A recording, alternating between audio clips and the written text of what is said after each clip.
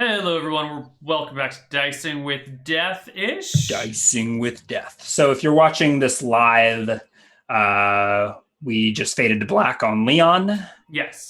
We will pick that up in another segment, another session, Yes. another week or something. If Something. you're watching this on YouTube, there's probably like a slightly different name to this video, so you're not expecting to see another Leon segment. But the Hopefully. Twitch viewers are probably like, "What's happening? Oh my Yeah. gosh, If is he dead?" I don't know what this video is going to be called on YouTube, or even if it's going to make it there. So there's no more Okay. Leon. Just skip to the next video if you're looking for Leon, Um, unless it's not out yet. In which case, just sad. So I think, we're going to talk about skills in D&D. There will be a little bit of Leon because I've been playing with like advancing skills in D&D. Yeah, I wanted. So, what is the And system testing that this. you had for like gaining I mean, proficiencies? It was kind of like if you fail it's enough times, then you can gain something on level up. yeah, it's almost not that. It may just be. I mean, on some level, you can think of it as just a different way to gain to gain and advance proficiencies. So typically in D&D, you start with your, at least 2e, you start with your proficiencies, and you get new ones every so many levels depending on your class. Mm-hmm. What I'm playing with here, it's still sort of limited in that same regard, where you're getting these points to ascend your character to get new skills or advance the skills you have. I was thinking just every level you basically get a chance to learn a new skill. But the twist being that you can advance your current skills, which I guess is a thing in the other proficiency system. And I also let Leon advance his charisma score, I think. Yeah. So right now the mechanism, we can talk more about philosophy in a sec. So I guess I'll just summarize the mechanism that we've been going, and we've kind of just been, I've been making it up as I go along, right? We've been freehanding it. But so far at this point, you've got a number of points equal to your level. And as you level up, you'll obviously get more points to put into skills. And this probably supplants the proficiency system. You could think to do something similar at character creation and determining your skills, or it sounds like, and I think the reason or where this conversation is going is that you have also been working on some sort of skill system a little bit on stream that may have some overlap with this, and in particular, a system for building out skills based on your characters. What did you call Yeah, it? I was going to do background based. Mm-hmm. Um, Okay. so So sorry, I didn't want to get into. Can I like finish for a little bit please on do. rambling about I don't know, the ascension system, or I don't know what to call it, that I've been playing with, and the idea being that you could also not list. So I guess on the philosophical side of things, you don't necessarily need to raise these with levels. So a thought that I had is like, you've got this farmer who's the best farmer in the world. He's not an adventurer. He's still a 0th level character, but he should be a damn good farmer, right? Mm-hmm. So you could ascend that character to like, he's a level 20 farmer. He gets a plus 20 to his farming skill. Mm-hmm. But his combat stats are still irrelevant. Mm-hmm.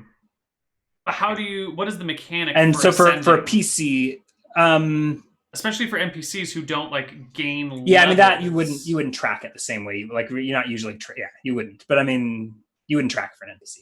For a PC, so what I've been doing with Leon is every level you get a point to raise or lower something. You could tweak that number if you wanted. Mm-hmm. And in order to raise or lower something, you needed to have attempted this skill.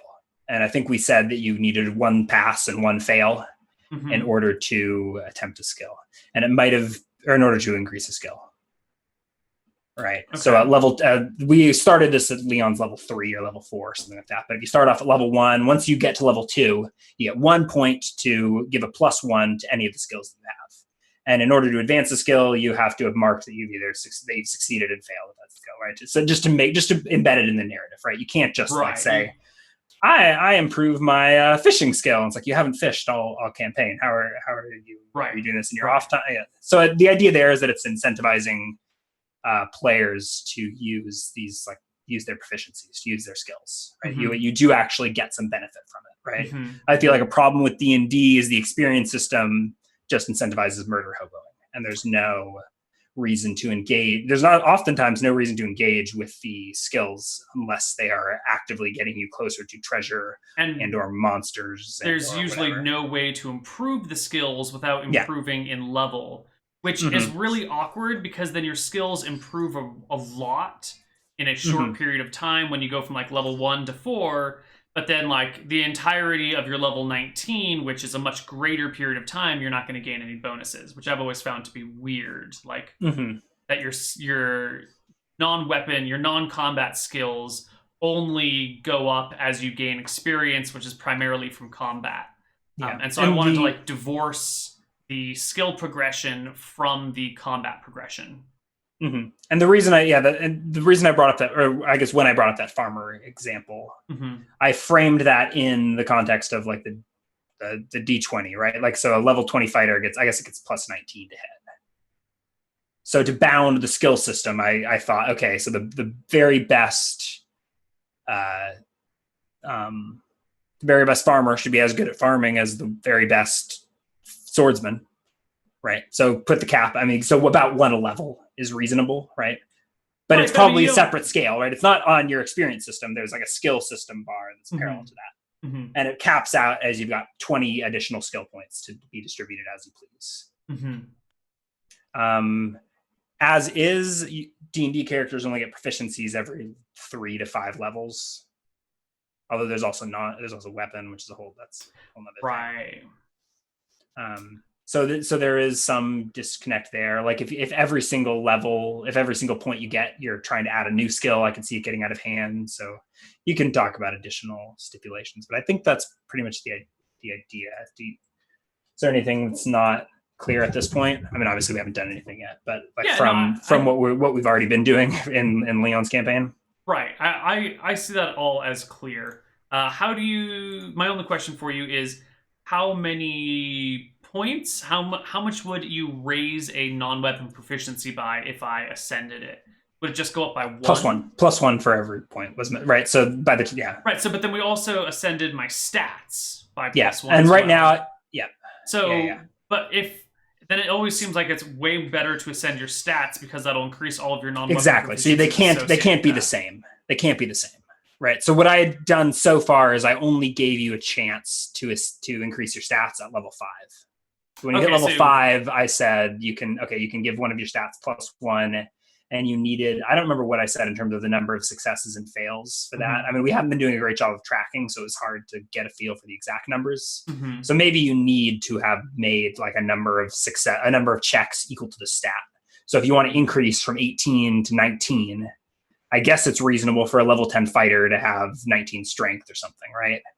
Or if he's, or maybe not. I mean, depending on the setting, right? I mean, you could, right? But maybe you need to have succeeded on 19 feats of strength that you've recorded. I mean, who knows? And limit it by the levels, right? I mean, in later editions of D&D, they do allow stat increases on that scale. So that was also the context there, right? Right. Like I think in 5e you get a bonus to stats at level 5, right? In 4e it was level 8, 12, 16, and then I think fighters get it at like 4 and 6. Yeah, I think 3rd edition had feats and stuff like that too. So it's not like it's not the kind of, I don't want it that you got to be careful. Like I feel like in later editions of D&D, it's like, I don't know, super strength is it's a dime a dozen, right? It's no longer if every high level fighter has 19 strength, it's no longer, wow, he's as strong as a giant. It's like, okay, it's just another regular fighter. Yeah. So there's a balance there, but so my real question here is, how would one divorce non-weapon proficiency increases from level progression? I think you would do exactly what I'm doing. So I don't think I ever will give Leon a non-weapon proficiency. I think I probably won't. Whenever you hit the number level for your non-weapon proficiency, I'll probably say don't do. Or maybe that's when you can add a new skill. I don't know how much you want to limit new skills being acquired. But in the way that you do it, you still tie ascension to level gain. Yes. Yeah, but you don't have to. You don't have to. I mean, you could. Well, no, it's not, right? So You get 1 point every level, and then you can ascend. Okay, yeah. Because I had to limit the points, but you could think to just award them at arbitrary points. I think the better way to do it would be to award them at narratively relevant points, like when you were resting or something, like when you reach the end of an arc and you're resting at the monastery. Mm-hmm. You can use that point to spend any unspent spots, and or maybe you gain a point at that point, at a point at that time, and the DM can pace just give it. I mean, they give them out intermittently whenever they feel it's relevant. Mm-hmm. I mean, worst case, as long as you limit stat gain, worst case is you've just got characters that are really good at like blacksmithing. Right, it's not exactly game breaking for the most part. So this thing I'm working on won't be giving like physical or mental stats, like primary stat bonuses. It would just be non-weapon proficiency. So you can even drop this. I still feel like you should be able to.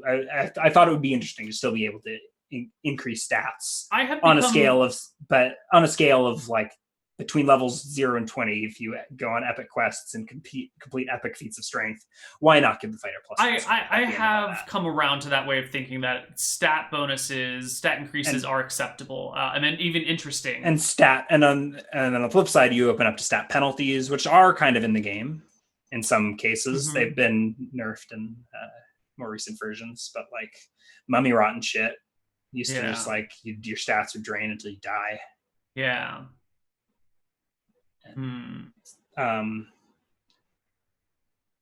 So in any case, where was I? I think we weren't really anywhere. We were just kind of rambling about stats and systems. That's cool. That's what I do best. Rambles. So I guess if you don't have any more questions, do you want to lay out a little bit of the skill system you were talking about? And I think I don't know if any of the viewers have watched. I haven't seen your streams. You're giving me a little info off cam or whatever, offline, off whatever. But I'm a little behind. So I've got so my system is kind of like background based, with the idea that when you make a character, you flesh out that character's past. And so maybe the character I'm playing is a noble. And then on top of that, he's not just like any noble, he is maybe a scholar. He's like a noble who tends to sit around and read books and study things. So I would start with the noble background and the scholar background, which each one of which has a number of non-weapon proficiencies associated with it. So if I have the noble and scholar background, I can't really take blacksmithing as a non-weapon proficiency because it's not in my background. But I could take any of the things under a noble background, which would be like literacy or a new language or heraldry. I like literacy instead of reading and writing. Yes, that's much better. A new language, heraldry, etiquette, mathematics, falconry, administration, something like that. So I could, depending on who my character is and my background that I've described, my character's age, and whatever I work out with the DM, I'd like pick some of those. And also go over to the scholar area. I actually haven't fleshed out scholar at all, but there'd be like a series of things under scholar. And so maybe I'm like an archaeologist. And so I like, get a thing in archaeology, and then there's a tree under archaeology, and I can kind of like follow that tree down or whatever. Frickin' D&D. No one wants to study like bugs or all right, or plants. Everyone wants to study magic. Yeah. So I'm a botanist, and then under botany you've got like shambling mound, and you've got treant and or whatever, Yeah. So how would there be like a limited number? You still get like a number of slots and you can just choose from those within your background, or did some backgrounds get more points, some get less? So I hadn't quite worked out how many slots to be acceptable. I kind of feel like that's the sort of thing that you would just determine like role play wise, which does allow someone to be like, all right, check this, guys. I want to be a noble and an equestrian, and I want to have like horseback riding 1, 2, and 3. I want to have dressage. I want to have horse archer 1 and 2. I want to have mounted combat 1 and 2, and I want to have hard riding 1, 2, and 3. What's the 1 and 2? Just like better levels of it. I was thinking like horseback riding 1 is just like normal horseback riding proficiency, and when you get horseback riding 2, you get like a bonus to your horseback riding proficiency, and horseback riding 3 would be another bonus. So here's where I would say, why not just like horseback riding, and if it's just a bonus, just like and then you can increase it. The reason is that there are some skills I wanted to hide further down the tree. Like the proficiency with being a mounted horse archer, I thought you needed more than just like a horseback riding to get it. Like you needed to be a little bit more. Your horseback riding skills need to be at least so. So I would say, I mean, so okay, so I think just from a stylistic point, I would say have horseback riding, have mounted archery or something like that, or mounted combat as separate skills. But calling it horseback art, I just heard horseback riding 1 and 2. Right. Fire level 1, fire 2. Right. It sounds kind of. I mean, it doesn't fit with the D&D aesthetic, I don't think. But right, yeah, it's a little bit weird. It's a little clunky right now. So, but that's not that's it. So anyway, if someone wanted to like take all of the horseback riding proficiencies and like be really good at all of them, you'd be like, fine, but let's not start your character at level 1. This sounds like you want to play a 5th level character because you have like all of these badass skills. Or and then you just could start play some level 5. Yeah, or all depending on the style of campaign you're going for. You could have level 1 character that's been a hoity-toity noble who rides or prances around on his pony, practicing shooting at targets all day. So you've got all of it. So I think divorcing it from the XP system is cool. Yeah. So that's where I was going with that, right? Although I was still giving you points at levels, but that doesn't have to be the case, as I said. And I didn't actually envision it being the case, but it just seemed like a convenient way to test balance. So you could have a character, and I mean, so you could have a campaign where you're like, all right, everyone, you get 10 skills to choose from. But you're starting at level, or you could, like you said, start with 5th level character. It makes more sense if they're a seasoned adventurer. So yeah, it doesn't have to be linked to XP. Yeah, but I'm just having a hard time coming up with. So I guess I would like some sort of mechanic that awards these new proficiencies. That's not just like, yeah, you've been riding around on your horse a lot. Why don't you take like a new horseback riding proficiency? Yeah. And my line of reasoning is you learn skills by practicing them, right? By succeeding and failing. So maybe it's just like, maybe each proficiency should have a check associated with it. And then like when you pass an unproficient check, you gain a proficiency in that skill. Yeah. And I think in that way, I mean, we've always house ruled that you need to be like coordinating proficiencies with the DM. We've typically just awarded them when the books tell you to, every however many levels. But if I come to you and I'm like, all right, I am picking up like I don't know, I'm picking up weather sense for my next. I leveled up. I get weather. I have weather sense. Or I now just I've got my directions. I'm now an innate compass. You typically respond like, "What? You haven't been." I guess a better example is like, "I want to be a blacksmith now." I'm suddenly a blacksmith with a blacksmith that is as good as anyone else who's ever taken the blacksmith proficiency, who still has my strength score, or whatever it is. Right. It might be intelligence actually, or no, blacksmithing is strength. But the other ones are the crafting ones. Yeah. Where was I going with that?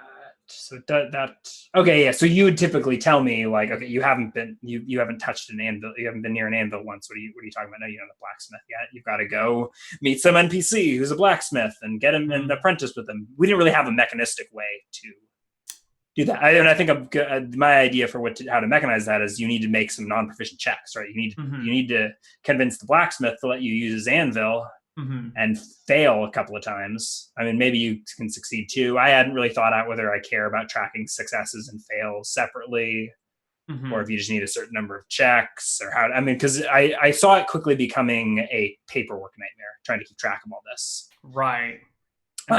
So I think simplifying it to just like a couple of check marks next to the skill is probably the direction I would want to go. So the mechanism here would be like so you need checks to get a new skill or to advance a skill. So that forces you to say, hey, DM, I want to learn how to be a blacksmith, or I'm equestrian. I know how to ride a horse, but I suck at horse combat because I'm a hoity-toity noble and I've never been in combat before. I want to learn mounted combat, which gives whatever benefit. It allows you to shoot an arrow from on top of a horseback on top of whatever else. Right. The DM will say, okay, you can write that on your sheet and start keeping track of successes and fails. You're not proficient, so you get your -5 to it, or however you want to do it, and miss some shit from the top of your horse. or shoot at some targets, right? Convince me that do something interesting enough to make a check and record that, so that sort of, I like the idea of some semi-rewarding role play in that way, right? So that forces you to at least flesh out your character's downtime or something. Maybe have some role playing associated with it. And it mechanizes the skill increase. You have to make nails for 2 months, then you can start to learn to make a knife. Cool.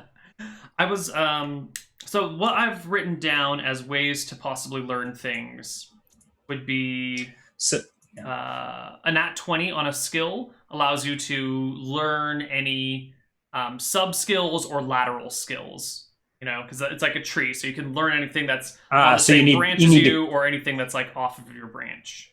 So you need to crit in order to. Well, that was skills. One way, but that feels like it would. It will be more important to do in like you're gonna want to make a proficiency check whenever possible in order to like get your number of rolls up, so you'll learn more things. Which and it becomes like roll spam. It's like, oh, can I make a horseback riding check? I just want to like do some cool things while I'm riding from here to there. Can I just like, play on my horse? And then it's like, okay, sure, you can play on your horse, but you're really just like. So I'd like to find a way. That was a concern of mine, right? Because I do like the idea of incentivizing making skill checks, right? There's nothing wrong with that, right? And you are incentivized to do what the game rewards you to do. And so if it's giving you bonuses on your skill checks, the more skill checks you make, you just keep making skill checks, which I think is fine, but I don't want it to be a game of, I guess, So it worked fine for us, right? I was actually surprised. Like there were a lot of times, I don't know how often you hear me like hinting, like, you want to make a check? Yeah. And you're also, a lot of times you're just like, nah, whatever, I'm fine. I'm like, but you can advance your skills if you make checks. Still, like, you didn't get. But that could just be you. I think that is my style of play, but that also speaks to like. But I would also like I said, it needs to be some feat sufficient interest or challenge to warrant a check. There needs to be some threat of failure. So actually, I kind of dropped it. But when I was first going into this, I had a thought in my the term that I was thinking of was like a skill wager, where you would like bet the DM, can I pass, or what happens if I pass or fail. So what I was I don't know if you remember, the first check that I made you record was a gaming check versus the leprechaun on the boat, Fano. Yeah. And you had no chance, like you had to roll a natural 20 to pass the check. Yeah. Right. But that was the first one I made you record. My idea there, and I don't remember how we framed it, but it was a skill, and I had been thinking of it before. I pulled that out as an encounter or whatever. But it was like a skill wager, and maybe the stakes were low. Maybe I didn't even verbalize this, but this is what I was thinking in my head of how these sorts of things would go. Is you'd have to make a wager with the DM, usually informally, right? But here's what I want. If I succeed, if I pass the test, I get what I want. If I fail, consequences, but I get to record a check. So that's cool. And in that case, it was low stakes. It was like roll a nat 20 to beat this guy at gambling, and then there were cool rewards for that, but I knew it was unlikely. So most likely you just lose all your money to this leprechaun who you already owed all your money to anyways. And it introduces the idea. But I kind of moved away from the whole wager. That you didn't seem to be taking the bait on the idea of making skill wagers with your skills. But I also mostly didn't really understand it at that point in time. Yeah. That's why I often go, do you want to make a skill check? So my other idea was to I had two more. One was pass a non-proficient proficiency check to gain that skill. So like, you want to become a horse archer, well, just like, at some point makes a horse archery check that you're not proficient in, but then it requires like skill checks for all of your proficiencies, and maybe some of them don't have proficiency checks associated with them. So I'm not so sure on that one. And my third idea was just to like, at the end of every session, grant people one skill that they have practiced or semi-practiced or relatedly practiced in that session. And if it's perhaps a super epic session where a lot got done, maybe grant two, or if like nothing got done, maybe grant nothing. I think I like my idea of at reasonable checkpoints, because you especially don't grant XP after every session. So I think, like I said, whenever whenever you're at a reasonable stopping point, you can check in with the players and advance skills. I did like the idea of keeping track of checks. But a constraint is you don't want it to become a bookkeeping nightmare. So at most, you want to be making a couple of X's next to the skills that you're learning, and be like, okay, I hit my 3, I've got that skill now, or whatever it is. I hit my pass, my fail, and my crit, or I hit my pass and my fail. I've got that skill. Ooh, I got a crit. Let me see what that opens up. If you're, or you probably already know what it opens up, and you're waiting for the crit. I don't know exactly what the idea, but at most, you want to tick a couple of boxes so you don't have to think of a whole bunch. Yeah. And pacing wise, yeah, like you said, I mean, it could be every session. If every session just ends back at the tavern, let me think in terms of scale, right? How long does a D&D campaign last typically? So if you're doing it every session, you're probably getting 20 pluses after 20 sessions. I mean, you can after 20 sessions. How many sessions does a typical campaign last? That for us, not that. For us, not that. We have that data, right? For us, it's not that long. Right. Like at most 20 sessions, right? For one of our Dicing with Death characters. For a typical D&D campaign, I think they usually get strung out longer. Maybe it depends on it really depends. Yeah, I'm going to take a look at how many episodes of Hardcore Heroes there were. Let's see, we had, before it split into Arcadia and other side, there were 40 episodes of Hardcore Heroes. Of Hardcore Heroes. Okay. And that was about like 2E by the book. Yeah. That's a long time. So 40 skills is a lot of fucking skills. So I think you need to make it less. I think you need to make it every couple sessions, and you need to make it at reasonable stopping points in the campaign or whatever. And it can also be limited. I mean, it also seems reasonable where you could be like, okay, we're at an inn checkpoint, guys. Who has taken enough skill checks to advance anything? And I think it's fine to just be like, okay, no one's done enough. Keep practicing, blacksmith more, or whatever. Right. So one of the things that I was also thinking about, though, is that not all skills gained through this system are necessarily proficiency checks, right? Like, for example, Horse Archer might be the sort of thing where unless you have this skill, you have like disadvantage on all shots made from horseback. And once you take Horse Archer, then you don't take disadvantage on your shots. And then once you have like Horse Archer 2, you don't like get disadvantage on shots while your horse is moving or something like that, right? So there'd be like a tree of skills, and they don't all have checks associated with them. Yeah. I don't know. So you still need to be practicing them somehow. Right. I don't know. I mean, you could have in the skills the conditions needed for advancement, but I think you want to make it pretty streamlined so that there aren't a ton of exceptions. I don't know. I mean, I feel like horse archery. I mean, you could totally find ways to have non-proficient horse archery tests, right? I think that's along the lines of like shooting the apple off the head or shooting the item out of the big bad's hand. Make a horse archery test. Oh, you don't have that skill? -5. I don't know. Or I guess it's been difficult since 5e came out to not use disadvantage because it's such a cool mechanic. Oh, it's a really good idea. I'm so glad they brought that into it. Yeah. I love the idea of advantage and disadvantage. Yeah. I know. So for me, keeping track of all the pluses and minuses of 2e was never. I mean, I guess I just like practiced that shit a ton as a teenager, and I feel it's fine. I math for a living, and so it's like it just comes naturally to me. But I understand that like most people do not want that kind of nitty gritty in their in their game. I don't mind adding disadvantage with pluses and minuses because disadvantage is a lot more.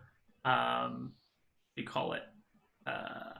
It's not quite the same as like a +2 or a +3 because it depends on what target you're trying to get at. If you're trying to get like a really low roll, a really high roll, disadvantage is actually really damaging. Maybe more so than like a flat -2 or something like that. So disadvantage can be really penalizing or really bonusing. Like if you're trying to roll an 8, it's not hard to do, but with advantage, you're almost always going to roll that 8. Like it's really hard to fuck up an 8 with advantage on a d20. So I like the advantage disadvantage system because it's not it's a little bit more bendy. If that makes any sense. But yeah. So yeah. Side note there. So I think there needs to be a distinction drawn between skill. I don't know, I guess between like starting skills and advancing the skills, right? Mm-hmm. Which I guess is kind of where we're at, right? You've got I hadn't really thought how to. I mean, we just started Leon with 2E by the book skills. Mm-hmm. Mm-hmm. It sounds like you've been thinking of these backgrounds, which I do like that idea. I mean, I'd like to tie it into. The reason I really want to tie it into background is because I want to forge a stronger link between role playing and specifically who your character is and where they come from, and like the skills that you have in game. Because as it starts right now, I mean, you certainly can do these things, but it's really easy just to be like, I want rope use and swimming and reading and writing, and screw it, horseback riding. You're like, okay, how does your farmer know all of these things? You're like, I don't fucking know, man. Like, his mom was literate, so she taught him, and we used a horse to plow the fields, and like, I guess I use rope on the farm, and we live near a river, so I have these skills. And you're like, okay, sure, I guess that kind of makes sense. But like, it feels really arbitrary. So I would like to find a way to say like, here's your character to flesh out characters, and I think background. I get it, and I like it, and it doesn't even have to change the game that much. I mean, I like the word skills. I think more than proficiencies. Maybe not. Yeah. I don't know. I use proficiencies when we play, but I'm just thinking from meh. Because then it's I don't know. So the other. This started out as just non-weapon proficiencies or skills or whatever. And as I was going along, it was really tempting to just do all skills this way. So like get rid of leveling up, or maybe, rephrase leveling up. So wait, at certain points you can gain skills, and you could like take skills in combat, which gives you like bonuses to hit, or take skills in horseback riding, which gives you bonuses to this, and somehow like get rid of the level system and give you like a skill tree to pick from. Yeah, that's a whole other thing. So I was approaching this. I was approaching this from we're still playing Dungeons and Dragons. I don't want any of this tinkering I'm doing with the skills to impact combat significantly, right? I want the D&D combat mechanics. That's fine. You kill monsters, you steal treasure, you get XP. That's how the game goes. I was thinking, how can I incentivize making skill checks and engaging with those, and how can you you reward players for using them. You reward them with advances, but you still have to use those skills to get yourself monsters and treasures and XP. It's still at its core D&D, right? Yeah. You're now talking. Ditch the D&D side of things, and it's what is D&D, right? Like the skill thing that we're talking about already is ditching half of the D&D stuff, or a subset of the D&D stuff, right? It's I don't know. Yeah. I feel like D&D at some point became like a catch-all for tabletop RPGs. Yeah, it's certainly culturally referred to that way. Like, there are parts of the country that when they say, hey, can you get me a Coke? They mean, can you get me some soda?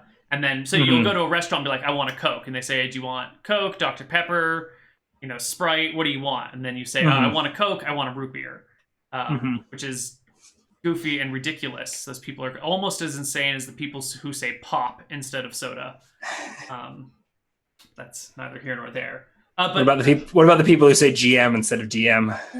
I like GM better than DM, to be honest. But like, I'm so ingrained in DM that it's stuck in my brain.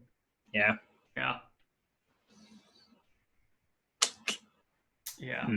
Anyway, so at some point, like, D&D sort of synonymous with fantasy tabletop RPG. Yeah, colloquially. Yeah.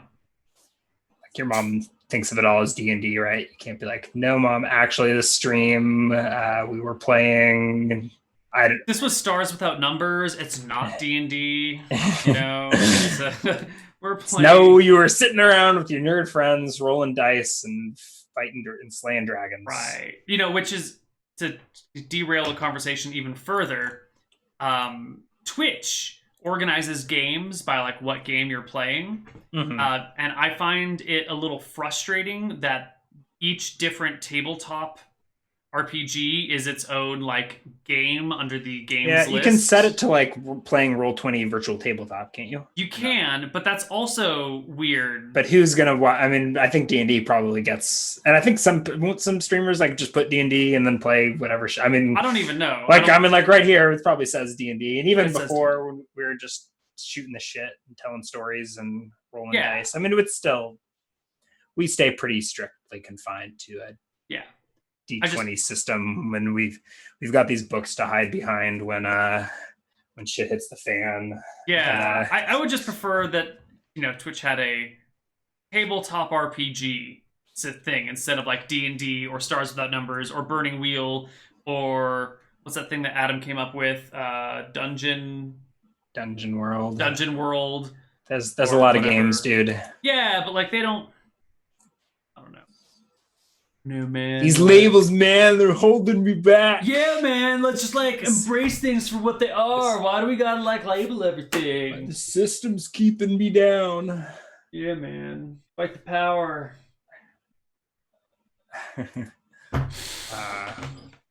Where did we get? I don't even know. We've derailed to the Dicing with Death talk show. Yeah. Couple cranky old men rambling about tabletop games. Hold on, you're still in your 20s. You're not old yet.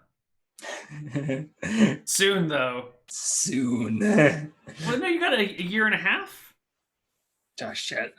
You round down until you hit the number, right? Okay, 2 years. 2 years. 2 years.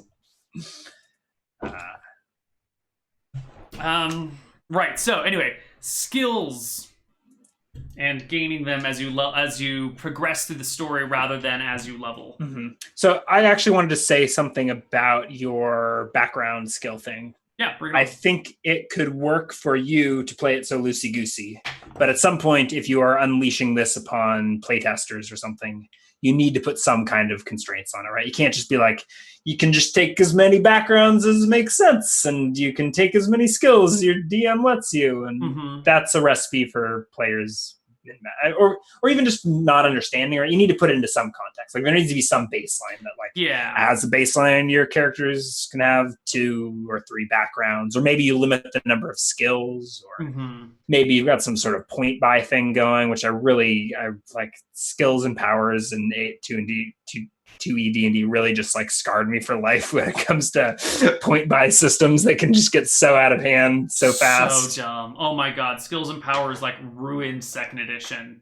I keep feeling like I'm gonna stop allowing skills and powers for shenanigans because all everyone does is like, I'm gonna make a super broken character. And you're like, okay, your broken character doesn't matter because this is all role-playing anyway, and none of your stats matter, and you're not even fighting anything this session. It's okay. I'm just going to cast darkness on everything, or don't worry, I'm just going to speak with all the plants because I can do that at will now. And you're like, fuck.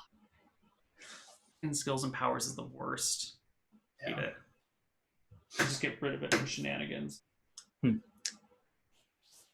So do you have some document that you've been working on stream? Is that something you have showed to the viewers? Here, I think I'm going to send Can I see it? Yeah, here's the link. Let me make sure it is being shared right now. I don't even know what folder this is in. My systems folder. Okay, so it's probably not shared to you. Here we go. This will be a link that you can use, actually. The second one. They're actually the same link. But it should work now. So you've got like not share this with the public. Yeah, it's just just the 2 of us. It's like old times, Ryan. So we've got. Can I read this to your chat? Yeah. Okay, so I'm just looking at what you've come up with in terms of the background. It's got like a traveler, an equestrian, a noble farmer, businessman, servant, artist. Don't like this very much. Scholar.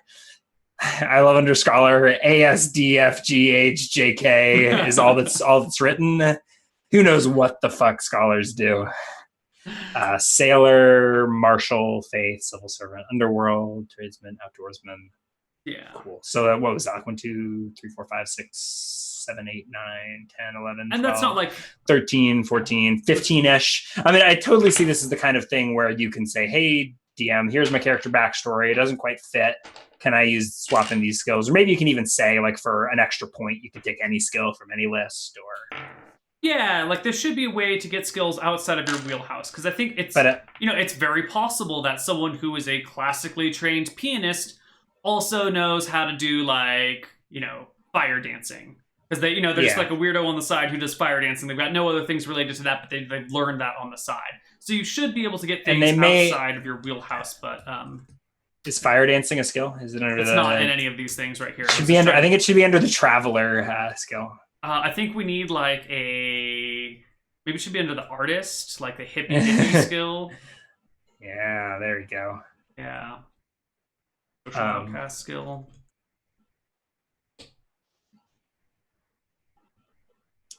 I don't know that I feel like artist could maybe just be thrown under noble or something, or like I mean, because it's kind of anyways. Yeah, I'm not. I wrote some things down for artists, but I didn't like it. But where does where does the actual crafting show up? Like this is an incomplete document, so I'm missing a lot tradesmen. of things. Yeah. So tradesman and laborer, or maybe something like if you have things under it. Maybe something like being noble lets you take skills from other classes or something like that. I don't know. Random stream of consciousness here. But anyway, so we're talking like 15 backgrounds. So I think as a baseline, you could say something like pick 2 or 3 that your character is also experienced and choose so many skills. Very incomplete. It might end up being 20 backgrounds. It might end up being 10 backgrounds. It might end up being 50 backgrounds. God, I hope not. Never finish that list. But I think the 2E proficiency system does give a reasonable framework in terms of numbers, right? Because any more skills to keep track of, and it gets unwieldy, and you've got skills you forget about that you never use that don't even come up. Mm-hmm. So I think somewhere in the ballpark of so you usually start with 3 plus int, and you gain them every couple of levels, right? So I think at character creation, having something like 5 skills is in the ballpark. I mean, and that could be modified by int or modified by your DM or modified by how skilled you want your character to be. I hadn't considered the angle of having like just to keep track of all the skills.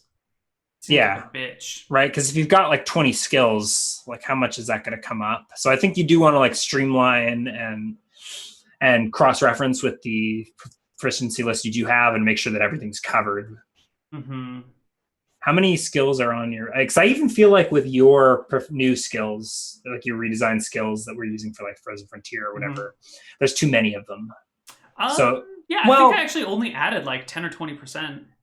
Yeah. I didn't actually add that many. And most of them that I did add, I took from like skills and powers or the complete Bard's Handbook or whatever. It's good, but it still feels like you can't... And maybe it's nice to have it that you can never get every skill that you want. Mm-hmm. And just like the way you started doing the tree thing there, where it's like, to get healing, you need anatomy first. Mm-hmm. It quickly becomes, unless you have a ton of intelligence or whatever, you can only really do one thing really well, which I guess is how it should be. But yeah, that's how the world works, is you can really only do one thing very well. Mm-hmm. If that. Yeah. I do many things very poorly. We all do. As the alternative. And 1 or 2 different approach. Decent things.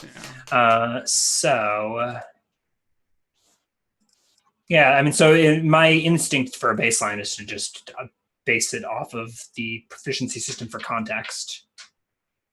And just, with the ballpark of thinking of having a couple of backgrounds to describe your character and having 5-ish skills to choose at level 1. And then you can advance them as we sort of talked about, I guess, sort of play tested by just like rolling skills and sometimes failing, sometimes sometimes attempting skills you are not proficient in. Mm-hmm. And it doesn't seem like too much of a diversion from D&D, where you start to get, so that's something you could, you could test relatively easily just in the context of a D&D campaign. You start putting something like swordsmanship on here and using that to resolve combat, and suddenly you've derailed. And all of a sudden, you don't have classes anymore. down with the class system, right?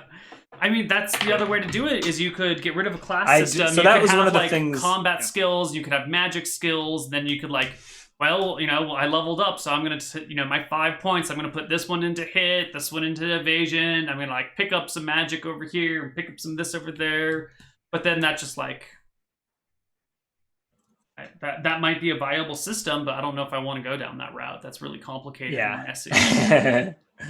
It's a lot of work, man. Tearing down the establishment and developing a classless system. Yeah. So, I was gonna say, that's one thing that I did like about this was divorcing the skills from the classes. Yeah. Right. In 2E as written, it's like you get you're limited in your proficiencies based on what class you have. But yeah, I think it's even a similar idea. It's just this class is now your background, so you can learn things from your background, but your backgrounds and class are the same. So it's yeah. We really got to find another overlay. I don't want people coming in and being like, "Hey, this isn't dicing with that. They're just talking." Why not? Right? Isn't that what we do all the time? I suppose. Yeah, maybe you're right. I don't know that I would want to. Yeah. I don't have a better image for us to use, guys. We're. Is this our viewers complaining, or is it just you complaining? It's just me complaining.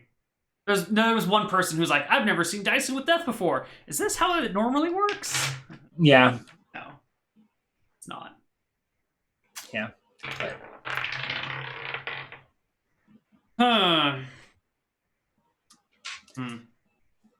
Well, it's an interesting idea. We'll see how it goes. I'm interested to see how you... So wait, does Leon then have... He's given himself a bonus to charisma, but he hasn't gained a bonus to any of his other skills. I think I gave you the opportunity and you didn't have enough checks in order to advance any of them. Right, but does that mean Leon actually has 3 points that he can spend on non-weapon proficiencies? Yeah, he would have. Yeah, I think you have 3 points you can spend on non-weapon proficiencies, and I gave you that opportunity. You want to give it just a +1 to non-weapon proficiencies? That's what's pretty insignificant. Yeah, I mean that's a point, right? And even if you dump them all into the same point, the same place, by the time you've done, I don't know how many sessions you do it, or by the time, if I'm scaling with level at this point, so by the time you're level 20, you've got +20 to one skill. I guess not even that. You've got +15 to one skill, maybe +1 or 2 to one stat. Yeah. So if all you've been doing is farming and slaying monsters in the woods, by the time you're level 20, your farming will be at +15, which seems fine, right? It doesn't seem game breaking. Sure, you pass every, or if it's blacksmithing, or if you're Grimes and it's climbing, you only fail on a 1. How have you side? And then there's modifiers, but yeah. Side conversation. How have you been feeling about the Thief rebuild now that you've had a chance to get your hands on it a little bit more? I like. It feels more streamlined, I think. I like that all the skills are D20s. It's nice that way. Right, and as opposed to having these percentiles. And it feels more like it fits. I actually, on my character sheet, have the thief skills recorded as proficiencies.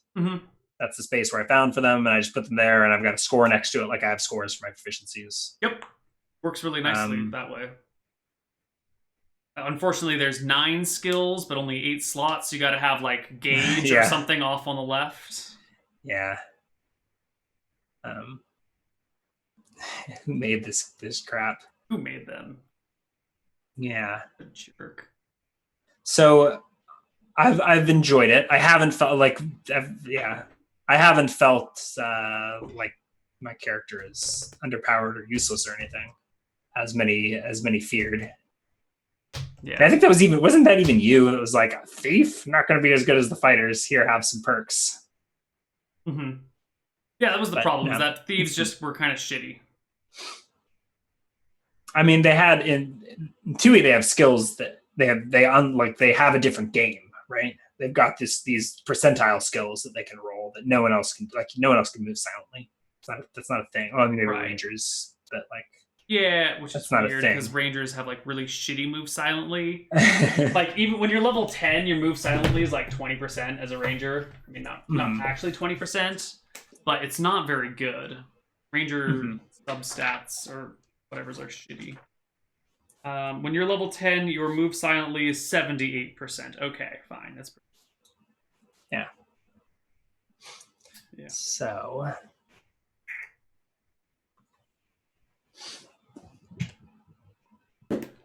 yeah, I feel like this way allows you to specialize your thief more and do some more fun things with it. I don't know. Yeah, but so I've enjoyed it, but I think the ultimate idea would be to fold something like that into the skills. Like a lot of well, maybe not. Do you want to make something like criminal be a backstory with things like pickpocketing and lockpicking as a proficiency? But if that's the situation, then what do rogues do? Do we just get rid of the rogue class altogether? And then you just have fighters and spellcasters?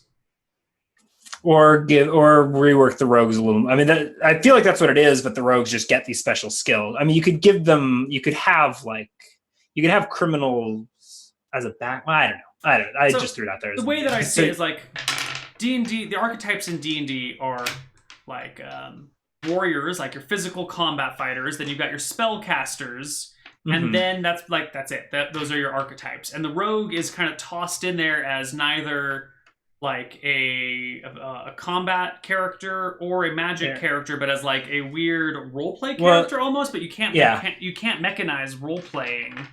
So you could do something. So what? And they kind of did this in later D&Ds, giving rogues like more skills and stuff, and like bonuses to skills and stuff. So you could set it up where the rogue is the skill character, and they get more skill points like as class rewards than the others. Mm-hmm. Or maybe these would be special class-based proficiencies or something, rather than doing it as background. I don't know. I was just brainstorming there.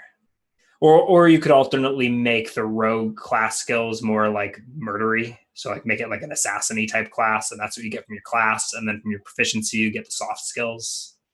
So then you could make a fighter that knows how to pick a lock. And then I don't like the idea. I don't like the assassin angle on a rogue.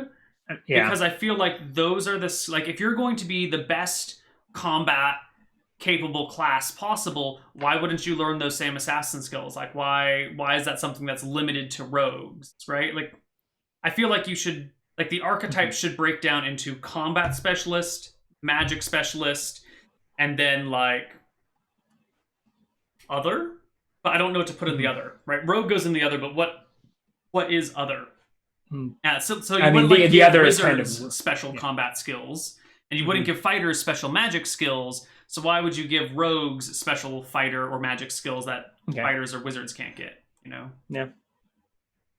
So maybe I like the idea of rogue being the skill class, right? Yeah, that's kind of the direction they've leaned, but they haven't really committed in later D&Ds. Yeah, well, because I think they're still so combat heavy. Like it would 5e be is weird.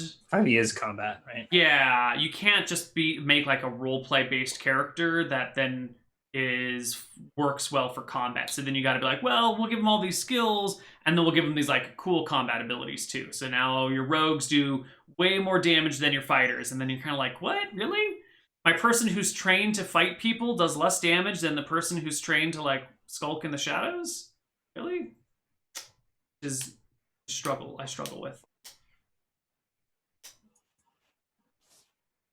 So,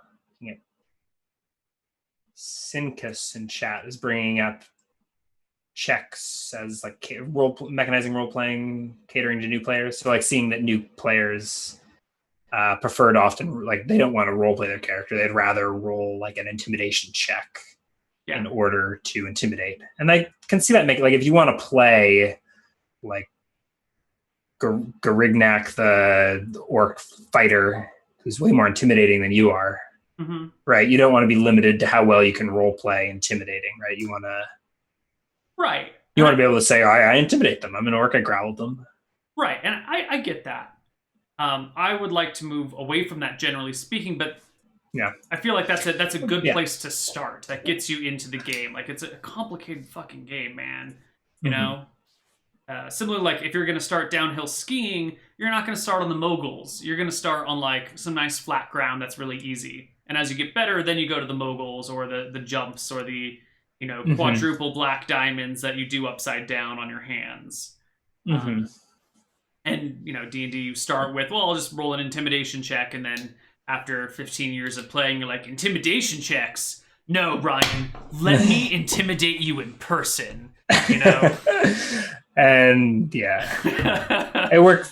Yeah. And then after another 15 years, you're just in somebody's basement, dwelling with the water and the rats.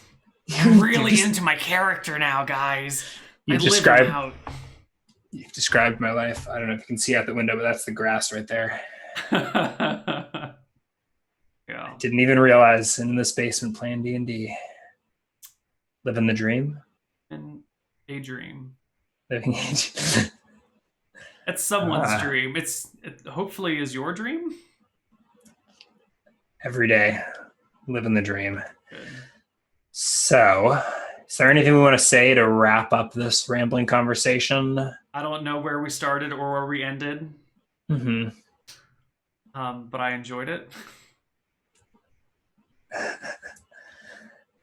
So I don't even know what to call this. What are you going to label it on YouTube? I don't know. I feel like it needs to go on YouTube so people won't think that a part is missing. But at the same time, it just also doesn't really belong in the Dicing with Death category. So I don't... No, I mean, don't put it in the... I mean, we've got, I don't know. I'll figure it out. Neal and Ryan talk about skills. Neal and Ryan ramble for half an hour. So, Dicing with Death? Dicing with Death. That's actually quite perfect. Speaking of, we are going to continue Leon sometime in the future? That's the plan? I think we will torture the viewers and not tell them. Just leave the screen black on Leon. Good. We'll try and do something next week, I think. But hopefully Leon will last a few more weeks because you just got knocked the fuck out by a shambling mound. What do you? She's fine. Don't even worry about it. Because I have been working on this new like HP system thingy-majobber. I don't know if you've seen it, me working on it or chatting about it. No. It's like, all right, I'm going to give you a quick breakdown of how this works. The stats are different.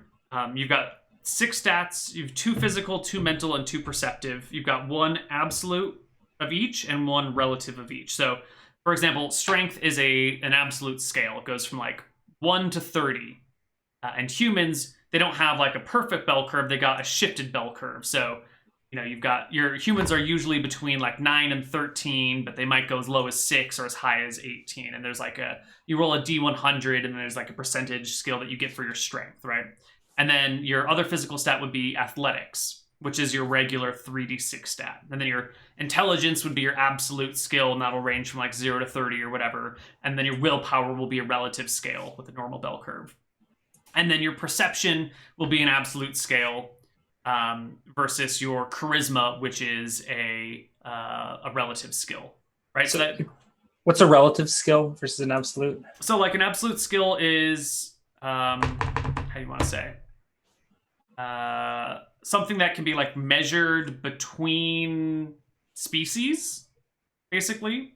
So it doesn't. Okay, so it's not species dependent. Right. So a cat will have strength of 1, a person will have strength 9, an elephant will have strength 25, right? But a cat can be just as charismatic as a person. Right, but like, you could also have a whole range of athleticisms for your cat. You could have a fat cat, or you could have like a hunter cat. So your cat will have like 3d6 athleticism on top of their regular strength. And so the same thing goes with willpower on top of intelligence and charisma on top of perception. Like your slug is going to have 1 perception, your eagle is going to have like 25 perception. So what are the stats? You just got strength, athleticism, intelligence, willpower, perception, charisma. And then HP, like your health or something else. Right. So your HP would be 3 times your strength score. Is your total HP pool. Mm-hmm. And then you will track each wound individually. So if you take a 5-point wound, you put that down in like a little box, and then you put 5. And then you take like a 3 HP wound and you put that down in a separate little box that says 3.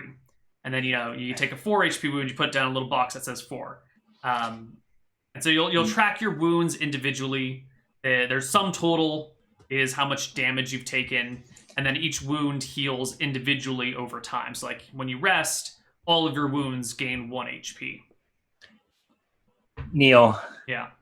You're going to break the game and not be able to put it back together again. No, it's going to be beautiful. It's going to be beautiful. I'm intrigued, but... and then there's like, a max number of wounds you can take. And if you take more wounds than you are able to, you fall unconscious, even if you have HP remaining. Yeah. There's like a finite number of wounds based on your athleticism skill. And you make attacks based on strength usually? The attacks will be pretty standard. And there's no more dexterity, speed? There's whatever. No dex. No, dex and con are gone, and all the physical stats are just represented by strength and athleticism. Mm-hmm. I would almost want to argue for a name change there. For which one? Like instead of strength, call it brawn. Call it like brawn. Yeah. There you go. That does much better. Yeah, I still feel like it needs a speed, but maybe that's just fixed. I guess it's just your speed. Yeah, so I was going to do speed based on race, and then athleticism can adjust your speed. So a highly athletic person will have a higher speed, and lower athletic person will have less speed. Okay. Anyway, so I've got this weird system that I've been dabbling with, and it also has like an adjusted AC system where you've got like an evasion score and then the armor you wear on top of that. And so if like someone rolls below your evasion, they just completely miss you. But if they like roll above your evasion but below your armor class with your evasion plus your bonus from armor, then they do like reduced damage based on your armor. So if you've got a dagger and you stab somebody in chainmail, you're never going to actually do any damage because chainmail will absorb 4, and your dagger's never going to go through that fucking chainmail. But if you roll above their armored AC, you do full damage, which would be represented by like getting around the chainmail or actually damaging it and breaking through or something.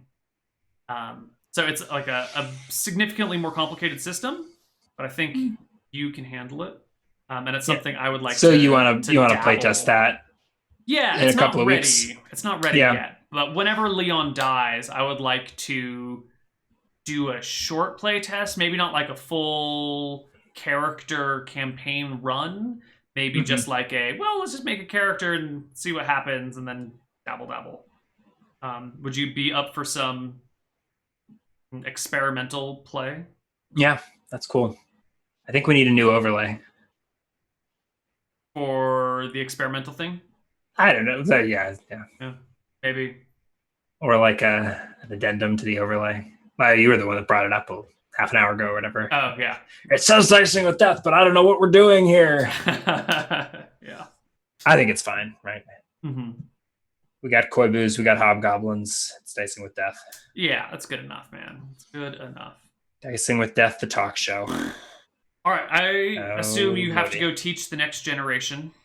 I got a class at 5:30, but I got piles of work I've been neglecting, and we'll see if I can get to any of that. And you have a Fatal 1 run in an hour, right? Yes, we have a Fatal 1 run in an hour. I will not be able to catch this, and I'll have to catch the VOD. But actually, maybe I'll start watching. I have been following Theta One. I'm super excited. I can't wait to run it. Well, we haven't gotten our shit together and put together a fro party or anything like that. But one of these days. One of these days. I've been theory crafting really hard about how to break 5e. Well, 5e is really well balanced and hard to break. No, I don't know where I'm going to get the opportunity to brainstorm all of my horrible ideas. But there's some ways you can. I mean, there's some pretty. There's a yeah. Level 6 was a good choice. Like once you get 4th level spells, shit starts to like get gross. Mm-hmm.